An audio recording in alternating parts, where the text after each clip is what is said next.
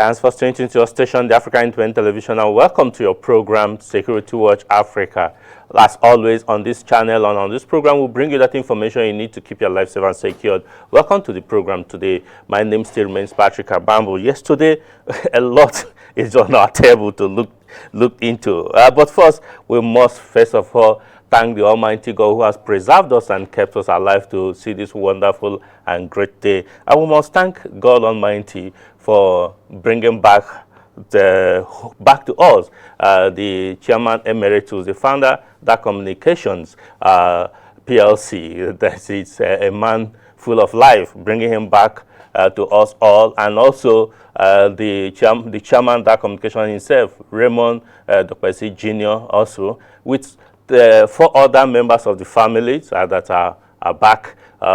We believe God that soon, just in few hours or few days from now, the remaining 3 members will return back home to be able for us to be complete. I must say that it was a joyful moment here at the Dar Communication premises. You can see it on screen. That is the Chairman Emeritus, the founder, Dar Communication himself. When he arrived, it was excitement galore everywhere. But let's sit back and hear what he has to say to Nigerians and to the whole world. I should particularly thank the Secretary to Government of the Federation and the Chairman of the PTF. I must thank the Minister of Health. I must place on record the Director General of the NCDC, the Chief Medical Director of the Gwagwalada, the Abuja University Teaching Hospital, Gwagwalada, and most especially Dr. Tahir that stayed with us. These are great, eminent Nigerians. These are people who put their lives online at all times to ensure the well-being and welfare of the ordinary man. I did not go into Gwagwalada as High Chief Raymond Dokpesi. I went there as an ordinary citizen who complied because I wanted to see what the ordinary man goes through. There's no gainsaying that quite the numbers in Nigeria of the COVID-19 positive people have been rising. There is no gainsaying that our medical personnel, as few as they are very professional and can be compared with anyone in any part of the world.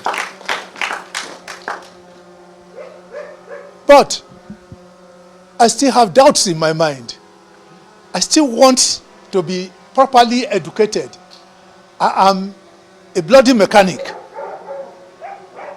What is the difference between COVID-19, which is a virus, and malaria, which is mosquito carried?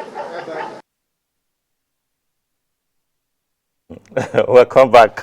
That is a big proposal that the chairman has posed to the whole world, really. And in the studio already with me is Dr. Emeka Kanebi, who is a public health specialist, practitioner of many years. And I have also Shino Phillips, who is a security analyst. But first, let me take you, Dr. Kanebi. This is a very serious issue, really, because it's said, a lot of people have said it, that majority of the people who test positive to coronavirus actually have malaria symptoms, or they have malaria, and the drugs being given is malaria treatment. What do you have to say there? From the medical perspective? Yeah, so basically it was interesting to see Chief say that, but the thing is, I would take it from the angle that it's getting as common and very soon endemic as malaria. But talking about the treatment, remember we've been talking about it here, different things are being tried, okay? And so we can't leave the clients in the facility just without any form of treatment. Again, we do not know the tests that have been carried out for them whilst in the facility. The fact that you have COVID doesn't mean you can't have some other thing. So it's possible that once other tests were being run, it's possible to find, 1+ of malaria, and you're also being treated for malaria. Let's not also forget that some studies have shown some evidence of chloroquine, which is actually an anti-malarial, having some effect on the virus. So it's very possible that I don't know the complete statement, but I'm sure he's going to maybe come to the point of it's getting to that point, just like how we think of malaria, we will have to start thinking of COVID-19 like that very soon. Surviving yes, with COVID-19. Really? There's another point again that I would also may want to take up with you, but I will come to this for now. Government had said there is a restriction of movement, and people are not supposed to move. If you must move, you wear your face mask and maintain social distance. But we noticed yesterday, the Security Watch crew, Africa crew, noticed yesterday that in some of the business premises, particularly banking premises, they didn't maintain this social distance. They still were clustering, and in one of the banks, particularly, so that those agencies concerned can enforce it. I'm talking about GTB branch in Area 3 Gariki. It was like a madhouse yesterday. Just few of them were wearing their masks, and everybody clustered. There was but good thing was that another bank close by, Access Bank, also came up with their own policy that giving shelter to the customers and giving them chairs to sit and all that. That's talking about corporate responsibility. You see, some are observing that, some are not. Let me bring you Shino. What do you have to say to this? Well, it comes down to what High Chief himself said. He wants more education. He wants to be educated. Now, with what we have seen out there, it's not just the bank's major problem. It's a Nigerian problem. I think that health education is very, very important in Nigeria. We need more health educators to come up on air and explain a whole lot about this. If someone like the High Chief himself says he needs to be educated because he feels that he has just been treated for malaria, then the general populace needs that education. Now, with the corporate bodies, it's not just GT Bank. Immediately that this was lifted, it was a crowding. About 2 weeks after the lifting, yes, they still haven't. Yes, because the mindset is that for a while they were imprisoned, so being released is more like relief. But couldn't the bank? The issue that the organization should have provided a government, just like other ones. Yes, like every one of us, government still needs to go down to the grassroots and apply effective. This is not grassroots. This more is of the people. A corporate organization that I think. The corporate organization. Yeah, so this is actually, I'll just come in. Yeah. This is actually a corporate organization. Yes. They should actually have their own guidelines. Measure, right. They should actually do it, not government. Doing now. Yeah, but then they need more security men, because when this enforcement the environment is tough. It's troubling. This was just yesterday, about 10 days after the lockdown. Be a fallout of not enough branches opening. Okay, this could still be that. All right, so we'll continue with the program today. Yes, part of also we'll try to find out how corporate Nigeria is also trying to ensure that their entity is secured and provided with the necessary security education and awareness and the tools to work. The Nigerian Army also is not left out. They have also prepared even before this coronavirus issue started. Sit back as we bring you this report by Shirley Daniels. From the onset of Lieutenant General Tukur Yusuf Buratai's command leadership of the Nigerian Army, he set out to improve the conditions and standard of the Nigerian Army medical facilities. It is his belief that with sound health, his officers and soldiers will help actualize his vision of building a professionally responsive Nigerian Army in the discharge of his constitutional duties. His program of improving the healthy standards of officers and soldiers can be likened to a man who saw tomorrow, as it has assisted the Nigerian Army Medical Corps in the fight against coronavirus COVID-19 pandemic. According to the acting Corps Commander, Nigerian Army Medical Corps, Colonel Samuel Adama, the Chief of Army Staff, Lieutenant General Tukur Yusuf Buratai, is at the forefront of the fight of COVID-19 in the Nigerian Army. The Nigerian Army Medical Corps has not had it this good. Under the leadership of the Chief of Army Staff, Lieutenant General T.Y. Buratai, we have had equipment, very modern equipment. All our structures have been renovated, new structures have been built, And so there is no doubt that in the fight against COVID-19, this attribute of his showed again. Equipments have been bought for the fight against COVID-19. The protective gears were also provided, which have been distributed to all our facilities. Of course, apart from the protective gears, Colonel Adama added that right from the outbreak of coronavirus pandemic in Nigeria, the Nigerian Army has trained and prepared its personnel and families on preventive measures both at their offices and barracks. we are present everywhere where you have army command and formations. So we have a wide reach.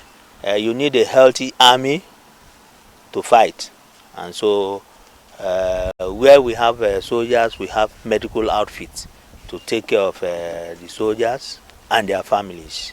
The acting commander disclosed that as at today, the Nigerian Army has high-standard medical facilities designated for COVID-19 isolation and treatment centers nationwide. When the directive reached us, of course, some of our centers were designated as treatment and isolation centers. I have 44 Nigerian Army Reference Hospital in Kaduna, 68 Nigerian Army Reference Hospital Yaba. I have the 82 DIF Hospital, 82 DIF Medical Services and Hospital in Enugu, and the Military Hospital Port Harcourt, all as some of our designated isolation centers. Others had to be added, like the 7 DIF Medical Services and Hospital. I have 20-bed isolation centers with different equipment that can aid in the treatment and in the treatment of COVID-19. 7 DIF Hospital, as we speak, even has some patients it is treating at this time, and we've been doing very well. With the great support and guidance from the Chief of Army Staff, the Nigerian Army can be said to be self-sufficient in the fight against COVID-19 pandemic. We are good to go, as we usually say in our parlance. We shall win this battle against COVID-19, just as you've heard me say, because we are ready. Our men are on the ground, ready if any situations arise. For instance, I have 38 that had been trained specifically by the NCDC with other members of other services, and now they have been deployed to the 6 geopolitical zones so that they will aid the civilians if they are called upon to do so. In the next few days, we are going to train another 100. It is a continuous thing. We train and continue to train. A visit to the Nigerian Army Command and Naura Hospital in Abuja will showcase the innovativeness in the Nigerian Army. You first do this. Can you see it here? Then come here. The left one for the washing. Okay. But what you should actually do is to put some water before you put the soap. Okay. That's the teaching. Okay. And then of course you watch for between 20 and 30 seconds. Yes. You can see in all this, you have not touched the system, except with your foot. Yes. So it's a pedal assisted hand washing machine. This was produced by one of our officers. So it's something we have produced locally. With my legs. Okay. Yes.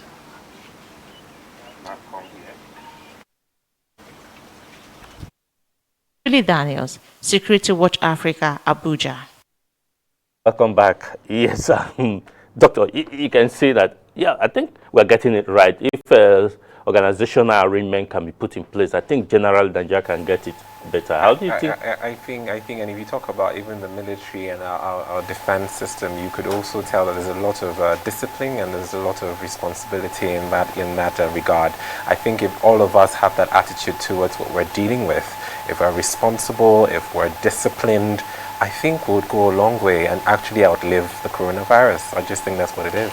Okay, yeah, I will come to you, Philip, but I want to give this, the statistics as at Yesterday, 11:50 p.m. This night, Nigeria currently has the figure is 5,445 confirmed cases, and where I'm going to is that as at this time last week, we had 3,912, which is the difference we have now between in 1 week. We have 1,533. Yeah. Is it not disturbing? Okay, let me take. You remember that on this program, we envisaged this, we discussed all this, that if we don't handle this properly and see it more of an enforcement thing, and then Nigerians get very responsible and know that this is a war we must win, then we will see more spike. Doctor, I know that you have also maintained last week that the more we test, the more we get the figure. So this is not surprising to you. It's not surprising because even yesterday, Trump was saying during his press conference that if the U.S., for example, did not test today, they would record no cases. So I think it's, again, I'm not seeing that rise that everybody is talking about. I'm just seeing that if we test, because we don't know how many people were tested last week, where they were tested, who are we testing, and so these numbers, yes, we're seeing them, but I think we still have we're still in track. We're still on track. Yes, I still think so. The chairman of the presidential task force did say that this number, majority of this number is from 9 local governments spread the country, where you have densely populated people. But the happiness again is that as at this time last week we had 679 people discharged, but as at this yesterday we had 1,320 people discharged. That is, we'll have 641 discharged in 1 week. Yes. So that's, again, I keep saying, and maybe like I said, maybe for even the WCs, that's something that they talk about. Yes. They say, well, it's like malaria, if I get treated, I could just leave and I could feel better, I could feel whole again. And I think that if we start thinking of COVID as something that has come to be with us, and how do we outlive it, that's the important thing, because we keep talking about how it's going to end, but we should start thinking about Some people are beginning to say is the current norm now. Is it the current norm? Well, for me, I simply want to see the total exit of COVID-19. It's frightening enough, and I appreciate the battle that the U.S. government have put in.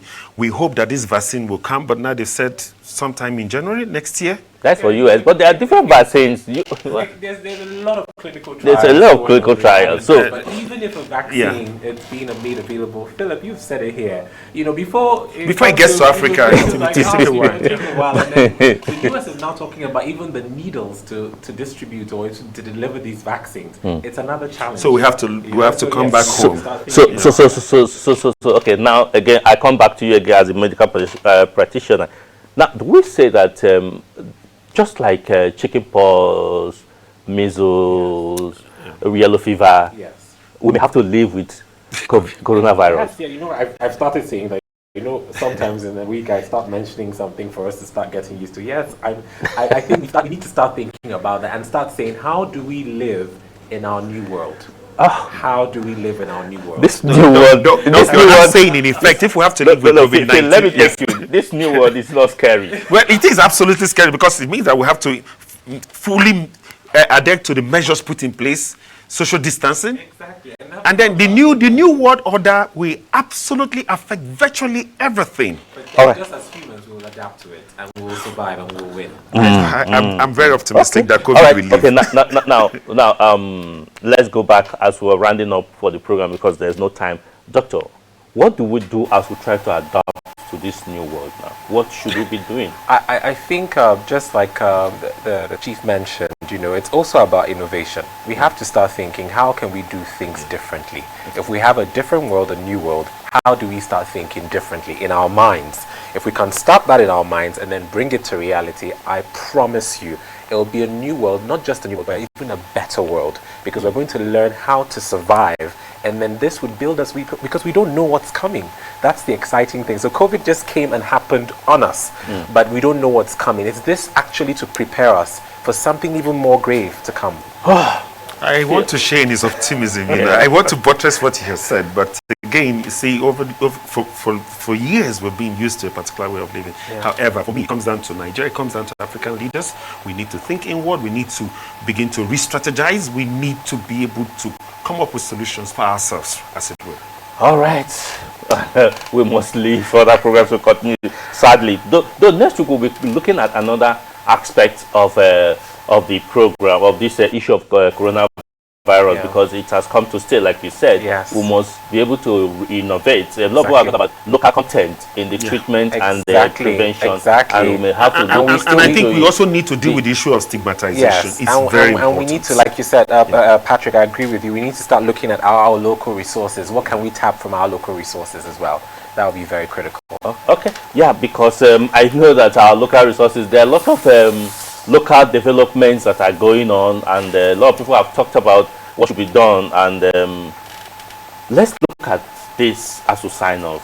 Finally, can we survive this issue? Because we have to sign off now for the prayers, call to prayers, but do you think we can survive it? We will. Okay. I don't think so. I know we will. We will defeat it. We will defeat it. All right, just like Kodalama said, we will win the war against COVID-19, and our life will continue as well and even better, as everybody have agreed. Until we come your way again next week, I say thanks for staying tuned. It's time for prayer. We'll call for prayer, which is next on our channel. Bye for now.